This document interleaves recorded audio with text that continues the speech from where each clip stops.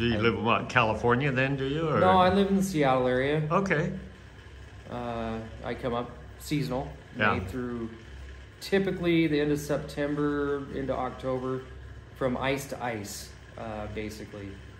Now, I do not go under the ice. My coworkers do. I'm just too busy working on fishing and sure.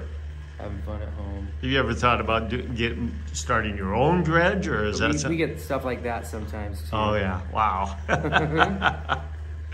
I have thought about it, but that's a lot of overhead and paperwork, and I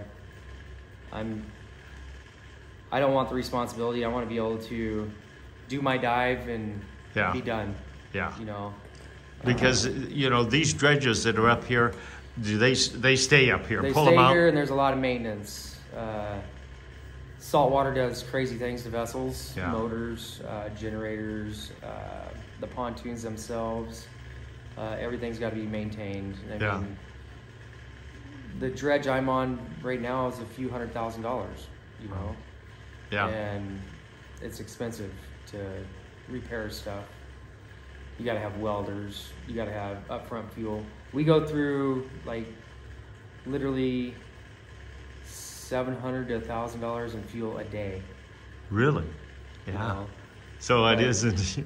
It's always, like in any business, any trade. It's the price is there, but then the cost of operation in order to make it Right. It's got to viable. be cost effective. Yeah.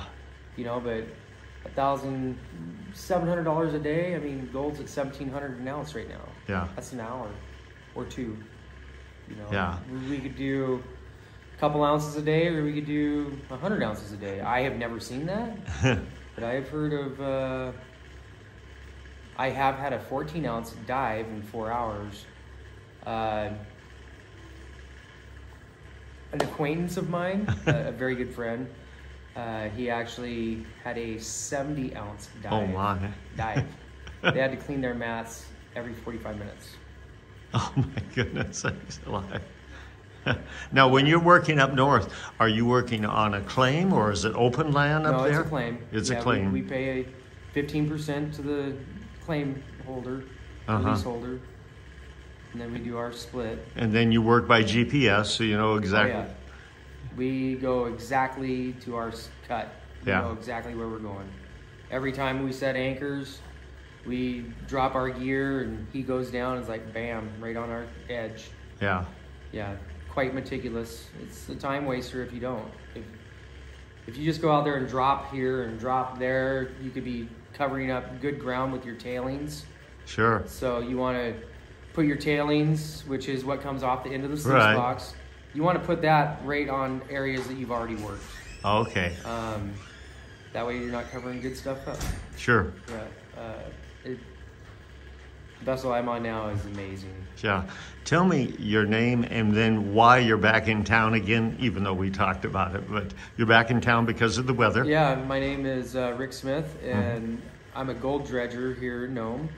The weather has turned on us. I got pulled up after an hour and a half of my dive yesterday because the seas got a little rough.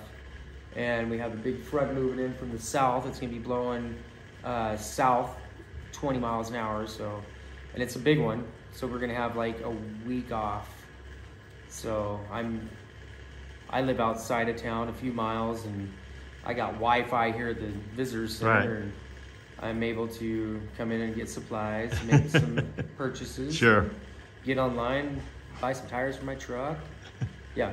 Yeah. Good. And as soon as that storm is gone, we are back to work. Yeah. And we have maintenance, we're going to have 2 days off and not do anything. I'm going to go fishing and play around. Right. I got some work to do out of my cabin.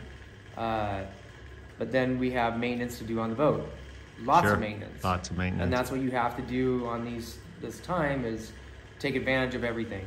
I mean, if we don't fix a couple of things that we have issues with, like our jet, which creates the propulsion to suck up the material from Right. the bottom. Mhm. It's a great big steel unit, and it's got wear holes starting to bubble.